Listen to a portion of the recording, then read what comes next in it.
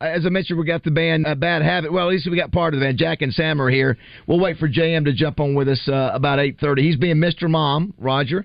Yeah. He's having to get all the kids to school, and he's being Mr. Nurse. He's finally having to take care of Kate. By the way, and I may bring this up with Justin, so the bands that have the most valuable shirts, how were we talking about that? How did that get brought up a minute ago? You said that you had a list of those. We were talking about the Bazzel Scott 2024 shirts. That's what it was. And, I thought you said that you had a list. I did, but I was thinking there's something triggered I was that. right yes. when I said it. So here are the top 10 artists that have the highest average resale value as a band. I think I heard on the news last week what one of Grateful Dead sold for. Can I guess? Go ahead and guess the band. Grateful Dead? Grateful Dead is the most expensive. All right, what about Pink Floyd? Pink Floyd. People like that. So I'll just tell you. Now you're Skinner. So by the way, Grateful Dead is so far ahead of every. It's not even close. It's $2,750. It's from 1994 and has a large Black Panther on the front. The rest are there's more of them, so they're not. You got a Skinner shirt? Nope. Nirvana. Stones. Nirvana's number one. Boo. Nirvana's number one. $279. The average resale value. Is there a Swiftie shirt? Nope.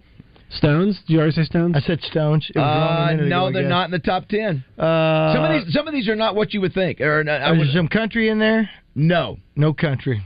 Metallica? No. Guns N' Roses. Guns N' Roses number 5. $188. It's one of those you think of the good album covers, I guess, is probably what you have to do. Yeah, how about guys, you gentlemen can chime in. Go ahead. Put your headset on. You should know that. Put your headset on. You all can help us with this. And after we get what about Green Day? Green Day's on there. Very good, Josh. Number 6. $186. Are there any one-hit wonders in there? No, these are all notable games. How about Sawyer Brown? Jack and Sam, right? Jack and Sam. Jack, yes, sir. Sam. Little ditty Sam. about Jack and Sam. I'm Sam. Sam I am. All right, so do you guys have any idea? Any idea you want to take a guess on any of them? Trying to come up with a few of them. Dr. Hook. Any Dr. Hook? No. Are there any solo artists? Or are they all bands? There's one solo artist. There's two. Neil Diamond.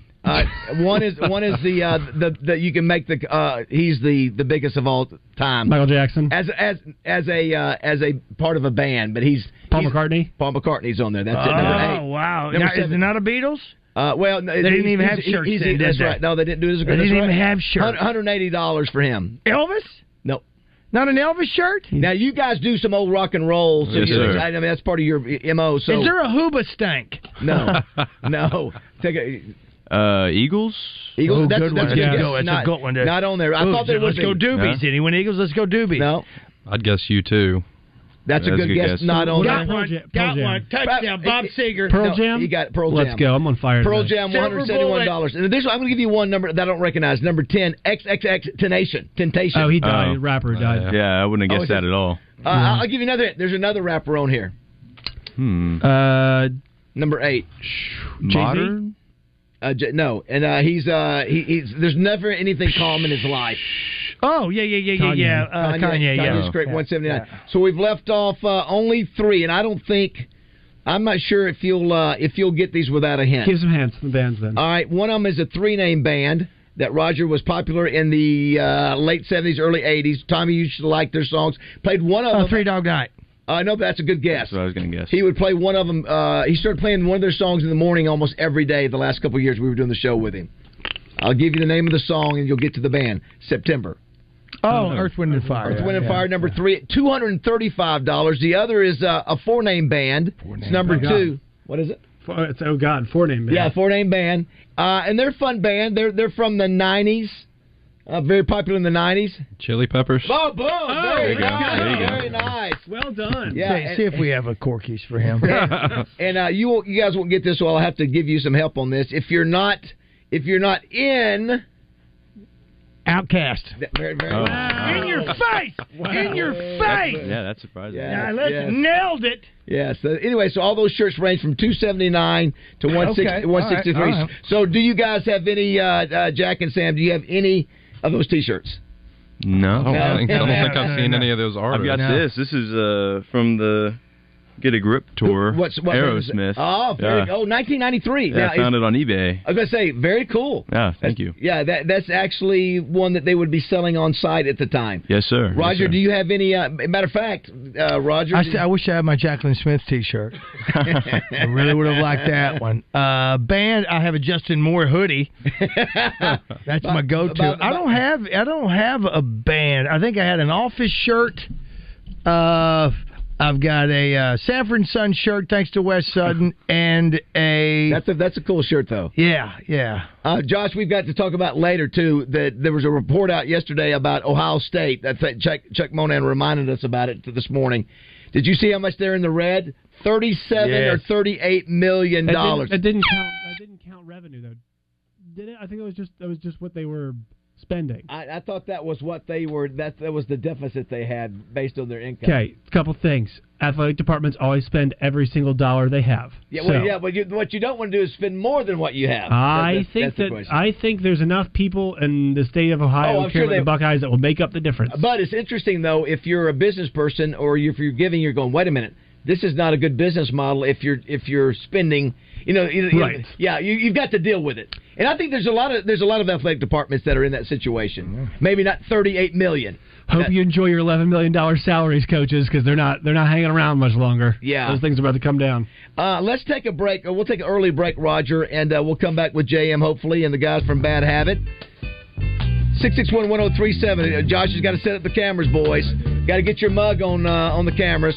We're glad you're with us. Like I said, JM will be with us as well. We got to put a little Family Feud at some point, Raj, later. Don't go away. 820. Your morning drive will never be the same with Morning Mayhem on the radio, live from the Oaklawn Hot Springs Studios. Oaklawn, Arkansas's only racing casino resort.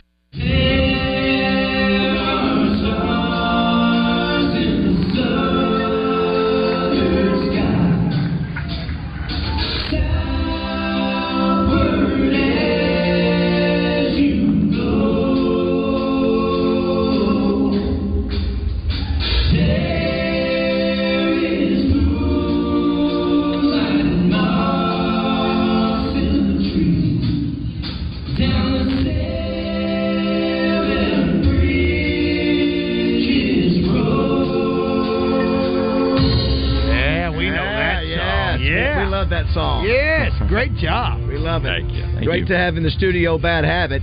Jack Bennett and Sam Bennett are here. Caleb Hatley and Brody Horton. We're told not to attend today's gathering in the studio. So, and Brody plays guitar at Geyer Springs, so I see Brody all the time. Yeah, he was really pounding on that guitar. So we were really. I noticed him a lot. It's funny because he was really hitting it out. We were singing to the Lord. Church is not what it used to be when it comes to that kind of stuff. So. No.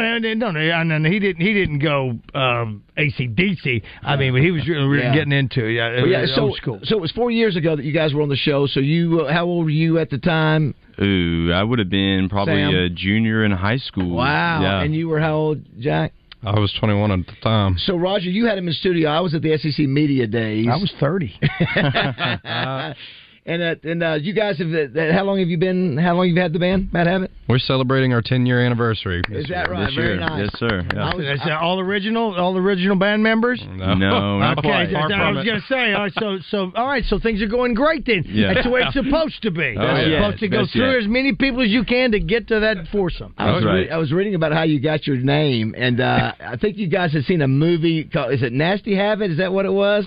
Dad, Mom said, no, not going to do Nasty Habit, but we might. Is that right? Is that accurate? We were actually, it was a spring break trip. We were in San Francisco, and we were driving down trying to find a name for the band at the time. We passed this bar. It was called the Dirty Habit. Dirty Habit, that's we were what close. It was.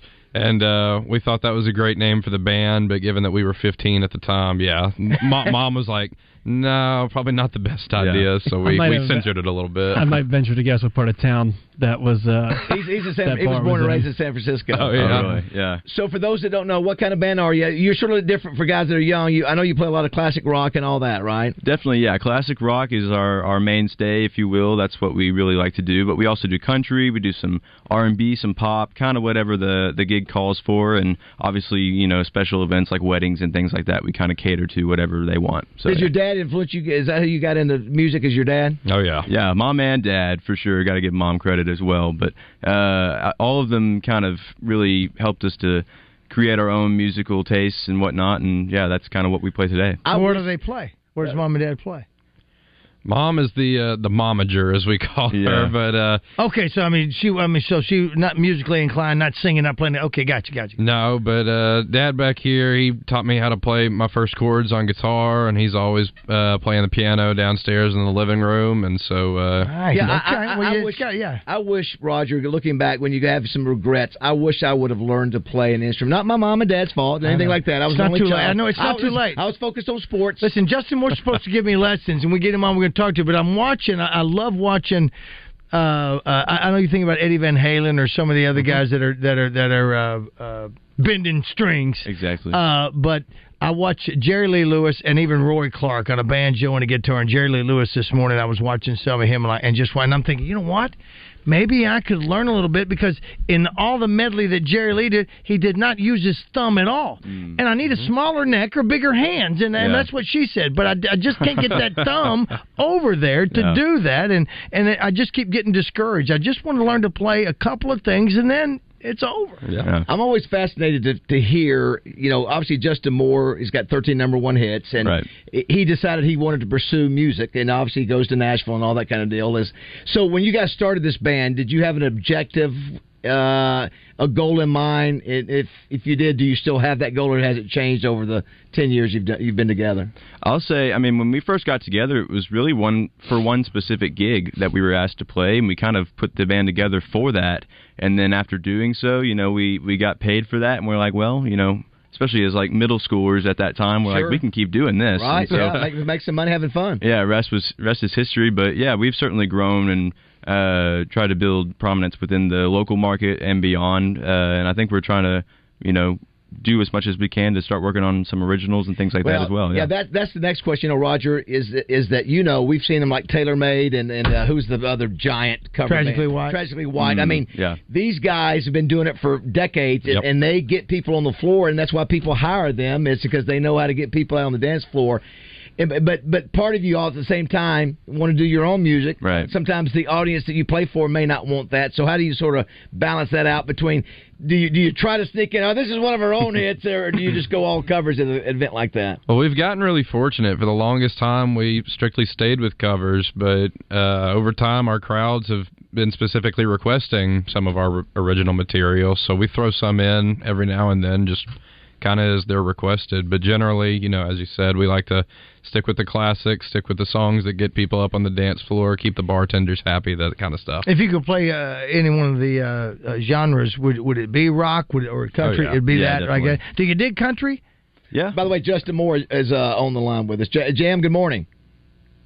Good morning. How's everybody doing? Got all the kids to school and got Mama Bear feeling better? Not the latter. So long story short, got them to school, yes.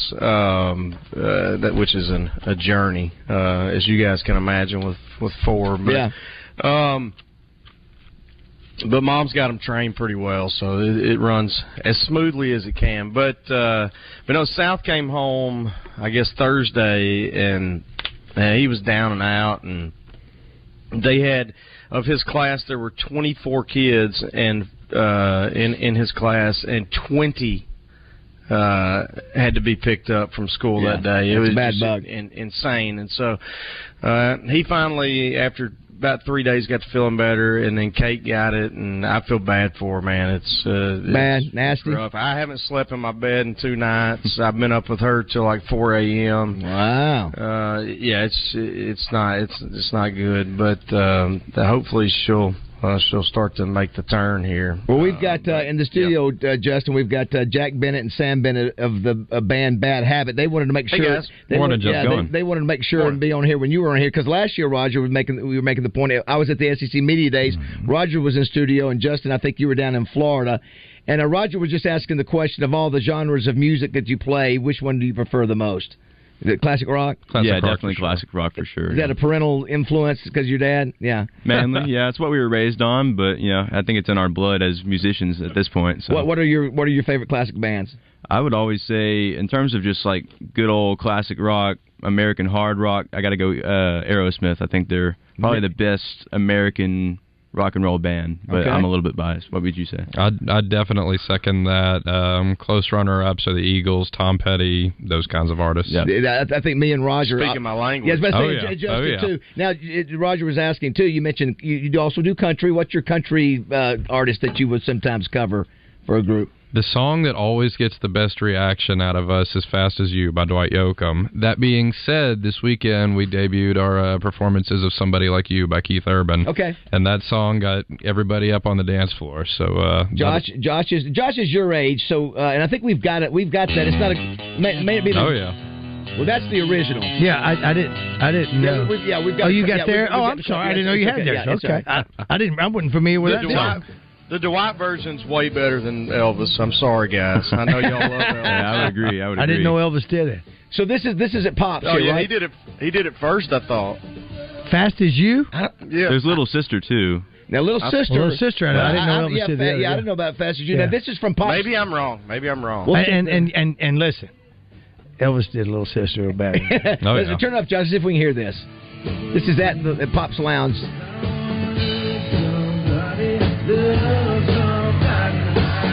Sort of hard to hear, but full house there. I apologize, Justin. I'm going to need to get with one of your sound guys to learn how to do the audio editing part of music, because I'm good with the talking clips, but the music editing is still not my forte. You said it, one of my guys, because it certainly wouldn't be me. Yes, exactly. I'm not trying to do live music. Justin, I was telling the guys that they've been in the band 10 years now, and I was saying, what was the objective, to where you want to be? And they started playing as kids and making money, but then that itch to write your own stuff comes in, and so is it your deal to want to try to write a hit song, or into where that becomes who you are instead of doing all these being a cover band?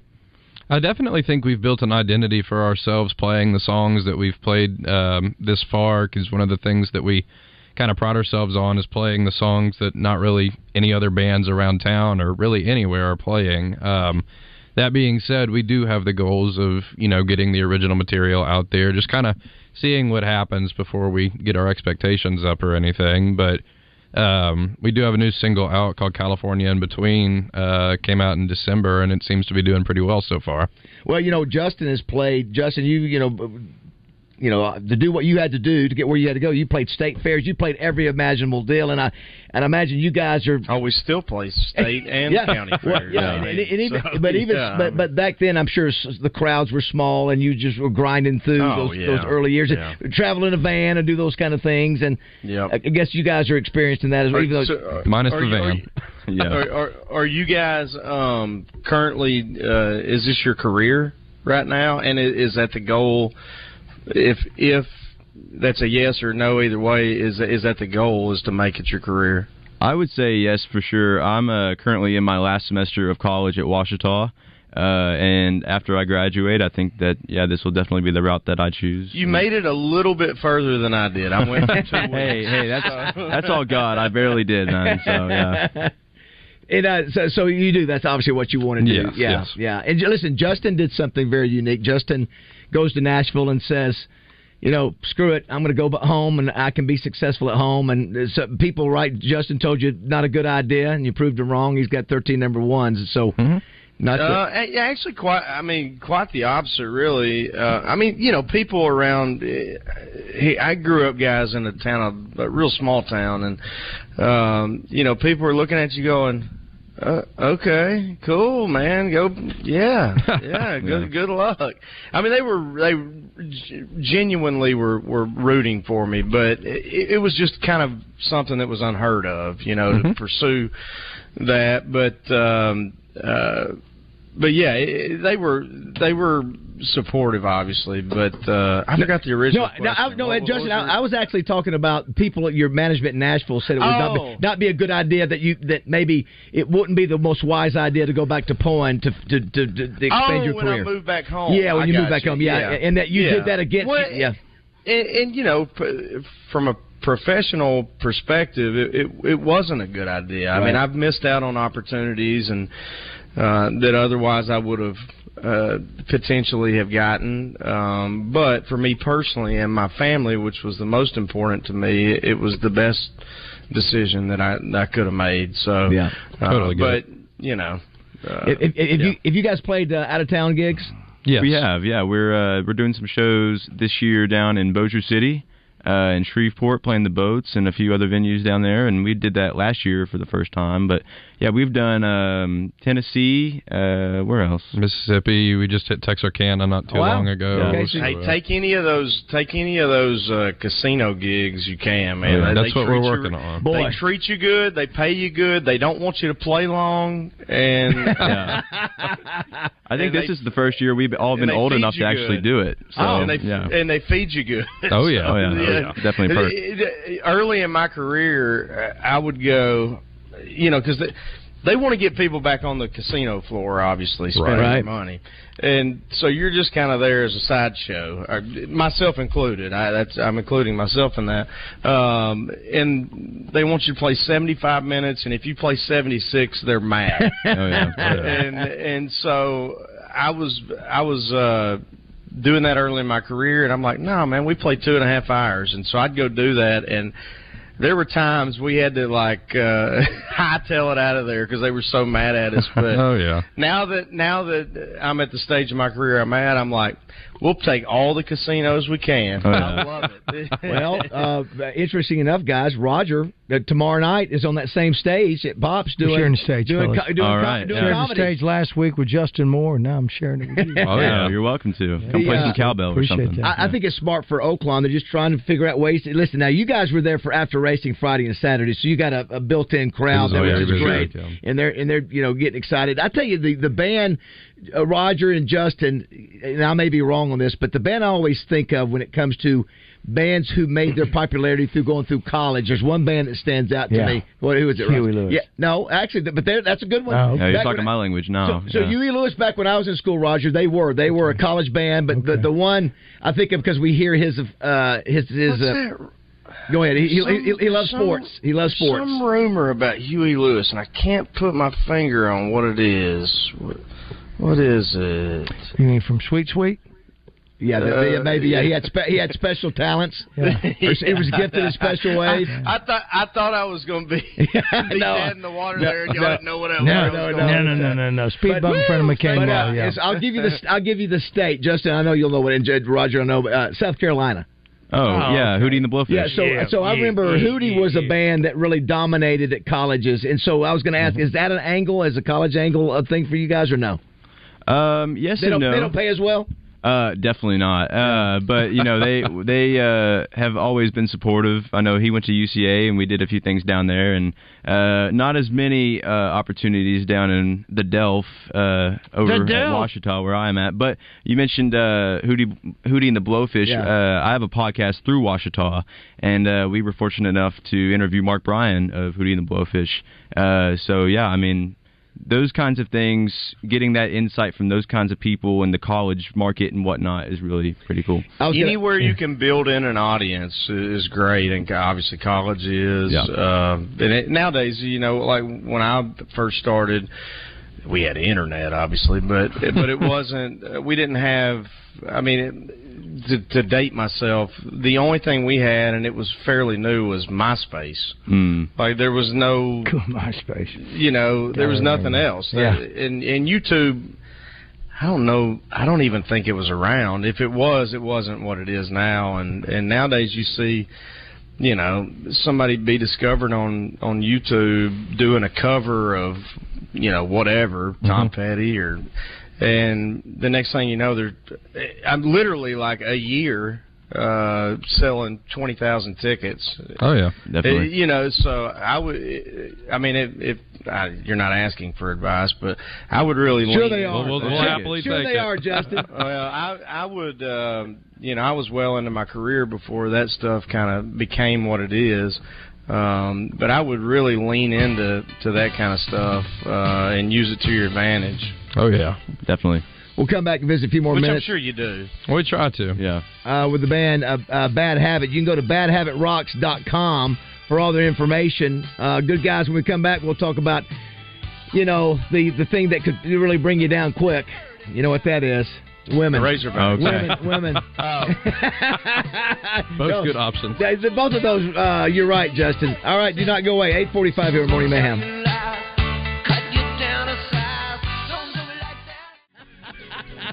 8:50 here in Morning Mayhem. I don't remember that. There's a 100% chance that was directed at RJ. It is 8:50 here. Got a few more minutes with Bad Habit, Jack Bennett and Sam Bennett. Guys, talk about upcoming concerts. We mentioned Friday and Saturday you're at the Arlington Hotel, but mention a couple of other places. We've got February 15th. We'll be back at one of our favorite venues in town. We're playing at Sticky's in the River Market, and we've got our friends in Aurora that will be opening the show for us. And then we're super honored to be playing the Ballet Arkansas Turning Point Gala again this year.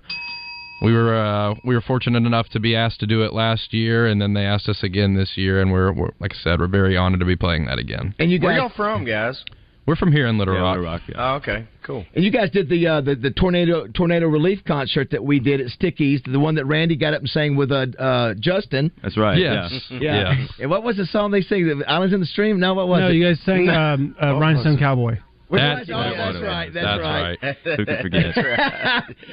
Justin, didn't you give him boots and a hat for that concert? I think you did. Yeah, I gave him a pair of ostrich boots of mine. Wow. Here's one from John Mark. Says, speaking of college and Hootie, the first time I ever saw JM in concert was when I was in college. Me and my friends went to a Brad Paisley concert in Memphis, and JM and Hootie opened for him. This was 2010. You remember that? Yeah. I do. Show. Yeah, he and I have Darius and I have toured together 3 or 4 times. We've become really, really good friends and played a lot of golf together. And he's a really good golfer, by the way. Yeah, not as good as he thinks he is, but he's pretty good. I think I've seen that. Somebody says it wasn't REM, a college band out of Athens, Georgia. That's right. I don't know that. And I was asking too, how's your social life? You got a girlfriend, Jack? Yes. And she's not too worried about you. Does she show up at all the concerts you guys do? She shows up at most of them when she's in town, yeah. Yeah, and listen, I would say, Roger, that was one thing that would be cool back in the day is that if you were single and playing in a band, Sam, how cool is that when I'm sure the girls come up and you're the bass, right? I'm drums. I'm drum. Oh, you're the drum. Okay, excuse me. It'd be a little bit harder to see me, but somehow they still do. And yeah, I mean, it's definitely a perk. It's kind of what you get into it for anyway. But yeah, that's why everybody picks up an instrument. Oh yeah. Yeah, I wish I would have done that. Just being honest. Like you needed to. Well, I did. Caleb is the bass, right? Correct. Caleb, yeah. Well, that photo over there would have been in Menudo. You look like a Russian Olympian weightlifter from the 80s. Do you think you need to? More girls were scared at that time. What is the concert that you remember most? It should have been that was most important. The ones that blew me away. That's the kind of concert I want to put on. Is there one that comes to mind when you saw it in person? Have you seen Aerosmith? I'm sure in person. Oh right? yeah, we've seen Aerosmith a few times, and as a probably the best birthday gift I've ever received. Back when they were doing their Vegas residency, you could sit on the stage. Oh wow! They had like separate seats that you could buy, and that was one that I received, and that was probably one of the most unforgettable experiences I've ever had. Yeah. Stones, you guys seen the Stones? Yeah, the Cotton Bowl. Yeah, you've seen them all. So there's not anybody you haven't seen. Yeah, our parents do a good job of that. They would take us to all sorts of shows and see it as like field trips, if you will, trying to teach us all the different acts. Well, Roger's dad, brought him up in what do you call it, Roger, with the country music? You call it country and western. Country beer western joint music. Yeah, beer joint. And Justin, same thing. Your dad. I started drinking at 7. Justin, your dad obviously exposed you to a lot of the great country music back in the day when you were a youngster. And your band too, yeah. Was it your cousin or uncle that had the band, Justin? My uncle, he played it. He's always been in a classic rock, southern rock band. I saw him at the concert. So that was the influence that he was the biggest influence as far as me loving that music, as in addition to beer joint music, as Raj puts it. What about he was there. What about the Allman Brothers? We play a little bit of them. We play some Skinner too. It's usually more requested than it is just us planning to play it. Yeah. There's always the F word, Freebird. Yeah. The top 3 songs that get people dancing, though. The top 3. You mentioned one of them earlier. What was it? Probably Play That Funky Music. Okay. Kiss by Prince. Okay. What else I'd say our newest one is Sledgehammer. Peter Gabriel. Okay, yeah, that was big back in the 80s. Yeah. Is there one song that you get requested for that you're not excited about playing? I can answer that. Okay. About half our set list. I said this the other day. I have nightmares where I wake up behind the drum kit and they're asking for Beverly Hills by Weezer. Do we know what that is? Yeah. Yes, we know. That's probably the most modern song on our set list. Don't talk down to me, young man. Yeah. Well, the four of us do. Yeah. That's kind of a mainstay of our set, but yeah, I try to. But you don't like it. You don't like it. Hey, I like it if they like it. Yeah, whatever puts money in the tip jar. The three put of 100 in the tip jar, and we'll play anything for 100. Yeah. Well, I love the fact that 10 years. Yeah, 10 years. 10 years. If you had to, is this it? This is it. Oh, I hate this song. Yeah. I hate it. Why don't you just, I've heard it 9,000 times, yeah. Wait, and you didn't know it's all you. I did not know the name of it. It's all him. I did not know the name of it. Literally just Beverly Hills. It's terrible. It's terrible. I know. We didn't know. I understand now why you feel that way. You'd be surprised how many people just really Immediately, dig this song. we go to Beverly Hills Cop. Oh, yeah. If you played Beverly Hills Cop, we Sam, do you ever wish that you could be the lead because the lead guy always gets the attention and the girls and all that kind of stuff? Honestly, no. I kind of enjoy my my fortress of drums in front of me, and the three of them as well. Especially with some of these folks that come and see us, they get pretty overzealous. But I mean, we really enjoy all of our fans, especially down in Hot Springs Village. We got to give them a shout out because they've treated us like family. So Justin. The drummer does pretty good himself. I would say the drummer's number 2, right? Yeah. You would think, or is the guitarist the bass player now? Brody commands some attention. Yeah, now. he kind of has breathed some new life into the band in terms of our performance for sure. Real quick, we only got about 30 seconds. Your favorite lead band, Jack? Who's your favorite lead of all the bands? Steven Tyler. Okay. What about you for best drummer? Oh, Phil Collins is my really my hero for sure. Well, Jack and Sam, thanks so much, buddy. Yeah, we'll be following you guys when you guys have a gig. Call us and promote it. It's badhabitrocks.com for more information. And yeah, let us know how things are going. Congratulations on 10 years. Thank y'all so much. Maybe you won't be a stranger. It won't take 4 years. Yeah, good luck, guys. Thank you, Justin. All right, do not go away. It's 9 o'clock here on Morning Mayhem.